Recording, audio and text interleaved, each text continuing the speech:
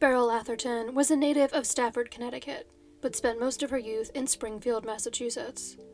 She moved to Marblehead, Massachusetts in 1924 with her father, Reverend Warren L. Atherton, when he was appointed pastor of First Baptist Church there.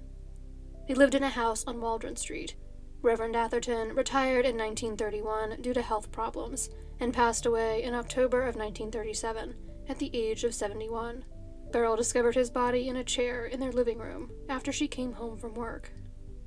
After her father's death, Beryl purchased a modest clapboard cottage at 57 Sewell Street in the Reeds Hill section of Marblehead. Beryl had lost her mother before she was even a teenager and had no siblings. In 1950, the 47-year-old, who had never married, shared the home on Sewell Street with a pet cat and a white Spitz named Esky. Beryl was a teacher at the Glover School, where she had been employed for 25 years. Her students would tell their teachers in the higher grades of how much they liked Miss Atherton even years after they were in her class. According to her lawyer and longtime friend, William Lakey, she was plain-spoken and democratic. She was perfectly good in every way. Over Thanksgiving weekend of 1950, a nor'easter came through town, bringing heavy rain and powerful winds to Marblehead. Beryl ventured out of her home on Saturday before the storm hit at full force, first traveling to Salem, Massachusetts, to retrieve her fur coat from storage at the cleaners. Back in Marblehead, she went grocery shopping, purchasing beef, a chicken, pork chops, carrots, tea, butter, a bag of donuts, bread, and a newspaper. She was seen leaving around 6 p.m. as the weather continued to grow worse. It would only have taken Beryl approximately 15 minutes to drive home. Around this time, a local paperboy saw her taking out some trash. He would be the last known person to see Beryl alive. After taking out the trash, Beryl appears to have gone upstairs to hang up her blue suit jacket and change out of her suede shoes in favor of a pair of loafers. She hung her blue skirt over the upstairs banister outside of her bedroom, presumably to let it dry, as it had almost certainly gotten wet from the increasingly strong rain. No one saw Beryl the next day, which was not unusual. Despite being a pastor's daughter, Beryl never left her home on Sundays for any reason. A neighbor would leave a newspaper at her door, because she would not even leave to get one for herself. On the morning of Monday, November 27th, 1950, milkman Kenneth Phillips was making his normal rounds. It was his routine to enter Beryl's house by the side door and place her milk in the refrigerator for her, as she left home to get to school before he reached her house on his route around 8 a.m. When he looked into the kitchen that morning, however, he saw Beryl there, lying on the floor in a pool of blood. Kenneth ran across the street to get help from one of Beryl's neighbors. Walter Chapman, a retired building custodian, came back to Beryl's home with Kenneth, and then called police. There had not been a murder in Marblehead since 1885. A sense of panic spread through town with the news of the gruesome crime. In the following days, the police department was inundated with calls from women who thought someone was prowling outside their home and requests for police escorts. There were public calls for more streetlights to be installed in town and for more police officers to be hired. The police department suspended time off for all of its officers, who were to focus on the extensive investigation into the case. The most obvious injuries Beryl sustained were the 6 deep cuts to her neck, which were the source of the large pool of blood she was found in. She had lost so much blood that it was difficult for the medical examiner to obtain a blood sample from the body during the autopsy. Initial reports stated a cross had been formed by the cuts to Beryl's neck, raising concerns that there had been some sort of ritualistic nature to the murder. However, police later stated that her wounds were too extensive to tell if there had been any attempt by her killer to create such a shape. According to Essex County Medical Examiner Robert Shaughnessy, the wounds were deep enough that any one of them would have been fatal on its own. However, prior to the cuts being inflicted to her neck, Beryl was strangled. Her hyoid bone was broken, and there were marks on the back of her neck, potentially from her killer's fingernails. Beryl also sustained 3 broken ribs. Beryl was found wearing a sweater and her slip, and while the fact that she was not wearing a skirt or pants seems to point to a sexual assault, the location of the skirt Beryl had been seen wearing while shopping indicated that she had taken it off herself to let it dry. The autopsy found no physical evidence of any kind of sexual assault. However, the fact that Beryl had just been wearing her slip also told police that she most likely had not let her killer into the house, as she would not have answered the door while only being half-dressed. Medical examiner Robert Shaughnessy stated that whoever killed Beryl had to possess unusual strength in order to have inflicted the injuries he found during the autopsy. However, he did not believe that this meant the murderer had to be a man, stating that a strong woman also could have been the killer. The medical examiner's initial estimate placed Beryl's time of death at some time before midnight on Saturday, the day of the nor'easter.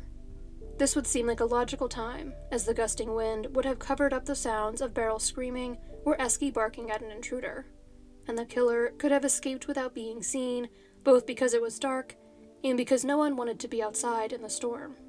Both of Beryl's pets were found inside of the home after the discovery of her body, with Esky sleeping in an upstairs bedroom when police arrived. The storm resulted in the power and phone lines being knocked down on Saturday night, so Beryl's killer could have snuck up on her in the dark, and she would have had no way of calling for help, even if she had been able to fight her way to the phone. However, those final circumstances were most likely not factors in the crime.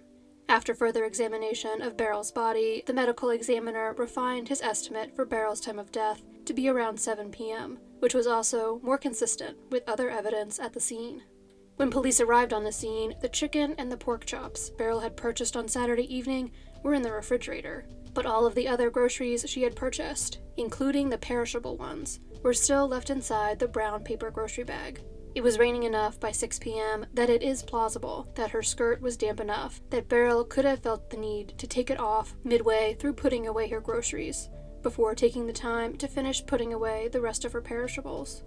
Furthermore, Beryl's autopsy showed that she had not eaten in some time, meaning she did not have dinner that evening. These circumstances and the medical examiner's estimation meant that Beryl was killed shortly after she arrived home, but not immediately. She had time to take out the trash, put away a few groceries, and go upstairs to remove her wet jacket, skirt, and shoes.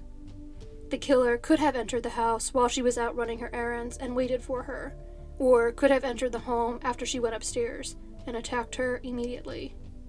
The lights had not begun flickering in Marblehead until around 7, and did not go out completely until later in the evening, meaning they most likely were still on when Beryl was killed.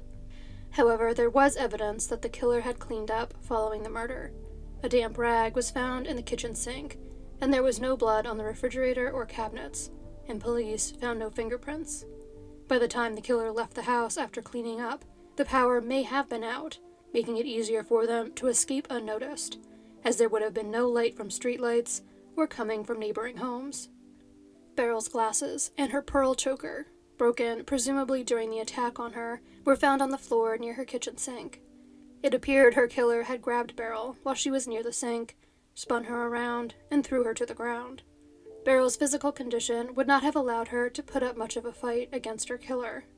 She was 5 feet 7 inches tall, but barely weighed 100 pounds. She was frequently referred to as frail, and reportedly suffered from a spinal condition.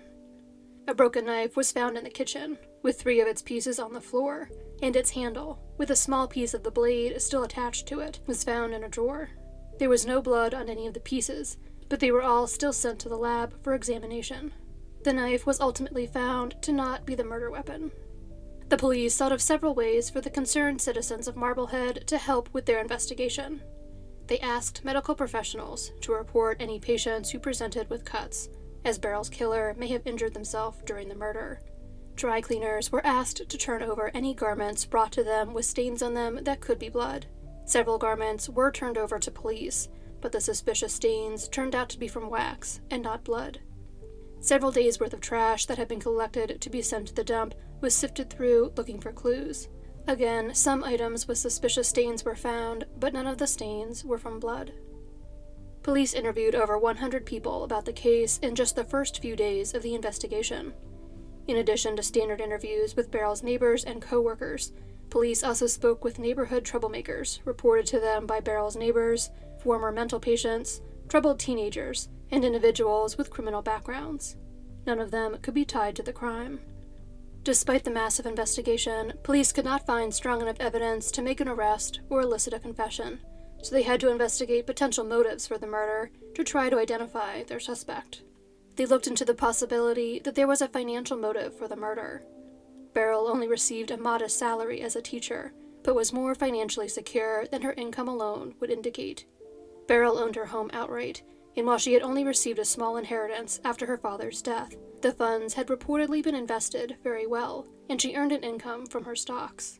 Her entire estate was estimated by her lawyer to be worth around $25,000, which would be equal to more than $270,000 today. Beryl had gone to a bank in Salem, Massachusetts, to access her safe deposit box after school on the Friday of the week before Thanksgiving. Police had the box opened, in case it held any evidence of a motive for Beryl's murder, financial or otherwise. However, the only items in the box were papers relating to Beryl's father's life and religious works. After going to the bank, Beryl had gone shopping in Boston with one of her friends, Georgiana Henderson. According to Georgiana, Beryl had been in excellent spirits during their shopping trip after her visit to the bank. Beryl had visited other banks in Boston and in Salem recently, but police did not believe that these visits were significant. According to Beryl's friends, she had recently seen a report that the state was planning to seize stagnant accounts, potentially causing her to check in with previous financial institutions used by herself and her father, as her only open account was found to be at the same bank where she kept her safe deposit box. Beryl had recently discussed drafting a will with her lawyer, William Lakey, but he did not believe that this was an indication that she felt she had a reason to fear for her life. Rather, she was simply trying to get her finances in order and make arrangements for the care of her Spitz, Esky. According to Lakey, Beryl had no relatives who expected to profit from her estate and would have been upset over her making a provision for the care of her dog in her will. Her closest living relatives were her uncle, who still lived in Springfield, and first cousin, Polly Merrill Apperson, a physical education teacher in Norwalk, Connecticut. Following Beryl's murder, Polly took on the responsibility of planning her services and burial. Beryl's funeral was held on November 30th. All of Marblehead's schools closed early that day so that Beryl's fellow teachers could attend the service. It is believed that most of the town's 105 teachers went to the funeral to honor their fellow educator. Beryl was subsequently buried at her family plot in the Oak Grove Cemetery in Springfield.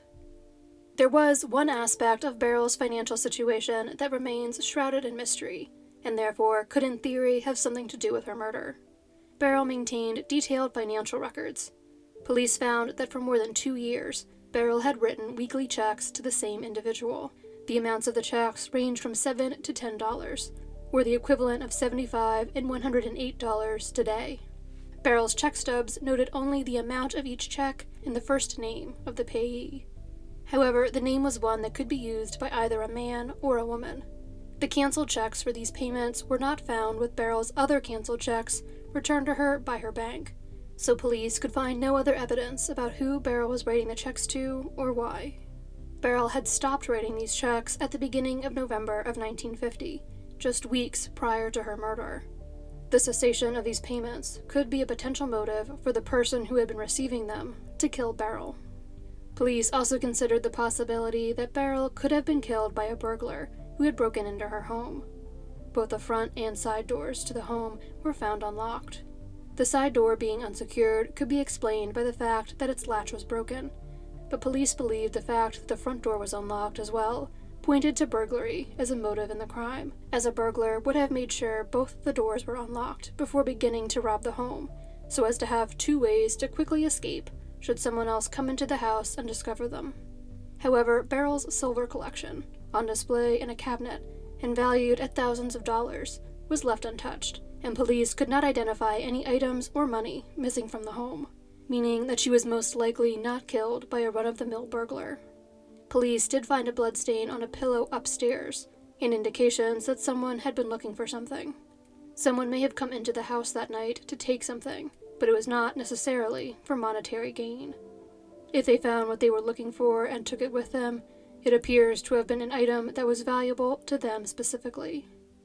According to some of Beryl's neighbors, she had essentially become a recluse following her father's death.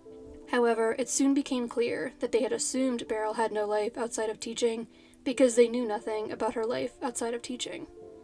Beryl did have several friends, although many of them were fellow teachers, including Georgiana Henderson, the friend Beryl had gone shopping with in Boston just over a week before her death.